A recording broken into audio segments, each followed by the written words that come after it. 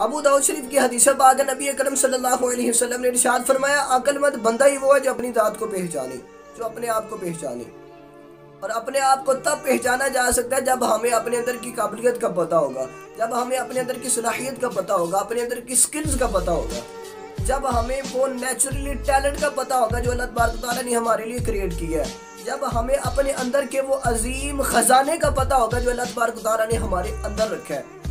اقبال فرماتے ہیں اپنے من میں ڈوب کر پا جا سراغ یہ زندگی، اگر تو میرا نہیں بنتا نہ بن اپنا تو بن۔ بھئی تم کسی دوسرے بندے کے ساتھ وفاداری نہیں کرنا چاہتے تو نہ کرو، کم از کم اپنے ساتھ وفاداری کرو۔ اپنے آپ کے ساتھ کیوں دغا بازی کر رہے ہو؟ اپنے آپ کو کیوں دھوکہ دے رہے ہو؟ کم از کم اپنی ذات کو تو پہچانو یار، تم کون سے موتی ہو، کون سے ہیرے ہو، کون سے لال ہو۔ اگر ہم اپنے اندر کی قابلیت کو پہچانے، اپنے اندر کے ہنر کو، اپنے اندر کے ٹیلنٹ کو پہچان کر ہم اس پر محنت کریں نا، یقین مانے اللہ تبارک و تعالیٰ ہمیں زندگی میں وہ کامیابیاں دے گا کہ ہم سوچ بھی نہیں سکتے۔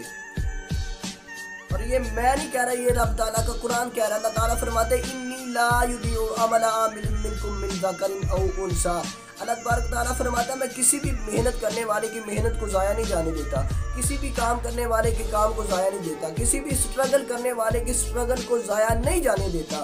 کوئی مرد ہے، عورت ہے، کوئی بھی ہے، محنت کرتا ہے، میں اسے نواز دیتا ہوں، میں اسے اپنی بارگاہ سے مایوس نہیں جانے دیتا، میں اس کو اس کی محنت کا پھل دیتا ہوں، میں اس کو اس کی محنت کا اجر دیتا ہوں۔ بات فرماتے ہیں خود ہی کے زور سے دنیا پہ چھا جا، مقام رنگ و بو کا راز پا جا۔